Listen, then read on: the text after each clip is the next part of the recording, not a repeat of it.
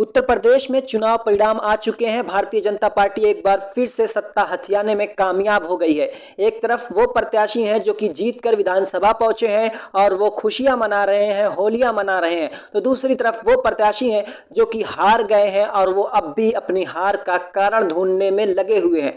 लेकिन इस बीच कुछ ही ऐसे प्रत्याशी हैं जो कि चाहे हारे हों या जीते हों, अब भी वो जनता के बीच में है, अब भी वो उसी तरह से जनता के बीच में है जिस तरीके से वो चुनाव से पहले थे। ऐसे कुछ ही प्रत्याशी हैं और आजमगढ़ से एक ऐसे प्रत्याशी हैं जिनका नाम है गुड्डू जमाली, जो कि पिछले 2 टर्म से विधायक थे मुबारकपुर विधानसभा से। लेकिन इस बार वो मुबारकपुर की जनता ने उनसे ज़्यादा किसी और को पसंद किया और गुड्डू जमाली इस बार चुनाव हार गए। लेकिन हारने के बाद जो उन्होंने मैसेज दिया है कि हारने के बाद भी उन्होंने जनता की सेवा की और आज तकरीबन 4 लाख की लागत से जनता की मदद की है। मुबारकपुर आजमगढ़ विधानसभा क्षेत्र से चुनाव हारने के बाद भी पूर्व विधायक शाह आलम उर्फ गुड्डू जमाली जनता की सेवा में जुटे हुए हैं। इसी कड़ी में शनिवार की यानी आज की शाम 6 बजे मुबारकपुर कस्बे की बड़ी अर्जेंट स्थिति कार्यालय के पास करीब 4 लाख की लागत से गरीब कमजोर असहाय में ट्राई साइकिल व ठेला वितरण कर लोगों के दिल जीत लिया है।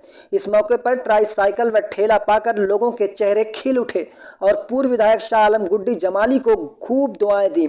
शाह आलम गुड्डू जमाली ने कहा कि चुनाव जरूर हारा हूं, हिम्मत हौसला नहीं हारा हूं, पर जनता की सेवा उसी तरह पहले की तरह करता रहूंगा। मेरे क्षेत्र के कमजोर गरीब जनता की मदद निरंतर जारी रहेगी। शाह आलम उर्फ गुड्डू जमाली ने कहा कि राजनीति में आने का मेरा उद्देश्य है कि गरीब कमजोर जनता की सेवा कर सकूं, ना कि राजनीति से मुझे पैसा कमाना है। ऐसे कुछ ही विधायक आपको मिलेंगे जो इस तरीके की बात करें, और बात तो हर कोई करता है लेकिन इस तरीके का काम करे। और आज जो उन्होंने गुड्डू जमाली ने किया है चुनाव हारने के बाद, ये एक मिसाल है। ये रिपोर्ट आपके लिए लिखी थी मोहम्मद अक्सम ने। आइए आपको सीधे लेके चलते हैं गुड्डू जमाली के पास। में बहुत ज्यादा जोश मैंने देखा, लेकिन ये परिणाम आने के बाद नौजवानों को बहुत धक्का लगा है। सर कोई बात नहीं, ऐसा है, कोई धक्के की बात नहीं। चुनाव होता है, कोई जीतता है, कोई हारता है। मैं बार बार कहूंगा कि कोई 15 दिन में इस तरह का चुनाव लड़के दिखा दे तो हम मान जाए उसको। 15 दिन ही तो लड़े थे ना सर। अब आगे की लड़ाई आप देखिएगा। अरे उनके लिए हम कोई ऐसा थोड़ी कि आज हम ईश्वर ने अभी हम जिंदा हैं और ये कार्यक्रम चलता रहेगा। हर 2-3 महीने पे ये होता है।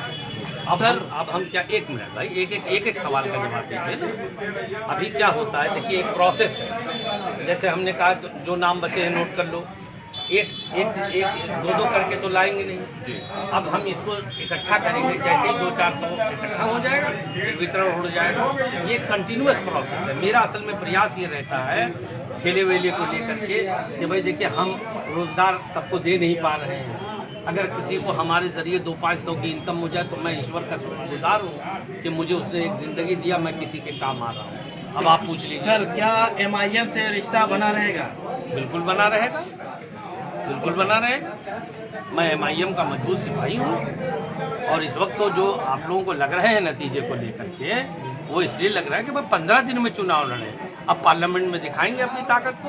MIM 99% जगह जमानत जब्त होगी, केवल आप ही की जमानत। कोई बात नहीं, जहाँ जब हुई होगी, मैं उस पर कोई टिप्पणी नहीं करता। मैं 15 दिन में लड़ करके मैं यहाँ तक पहुँच सकता हूँ, विपरीत स्थितियों में पहुँच सकता हूँ। आप लोगों को सारी चीजें मालूम है ना, कोई चीज छिपी नहीं है। मैं बनावटी कोई बात नहीं कहता, ग्राउंड रियलिटी कहता हूँ। मात्र अरे भाई 1 दिन तो पूरा पर्चा दाखिला करने में ही चला गया। तो अगर इफेक्टिवली हम जोड़ा जाए 15 नहीं तो 17-18 दिन होंगे। अब तो सालों हैं। अगर मान लीजिए यहाँ की सीट छोड़ के करहल रखी जाती है तो फौरन चुनाव मैं कल चुनाव मैदान में कूदने को तैयार हूँ। और अगर नहीं रखी जाएगी तो जब ये 2 साल बाद, 2 साल तो मेरे लिए बहुत है। सर मेरा एक सवाल और है। 2014 में आप मुलायम सिंह के खिलाफ चुनाव लड़ चुके हैं लोकसभा का।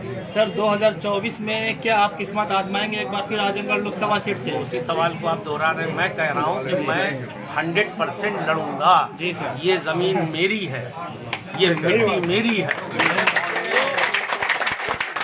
मेरी जमीन को मुझसे कोई नहीं छीन सकता और मैं किसी के सामने भीख नहीं मांगता। मैं अपना हाथ शुक्रिया सर।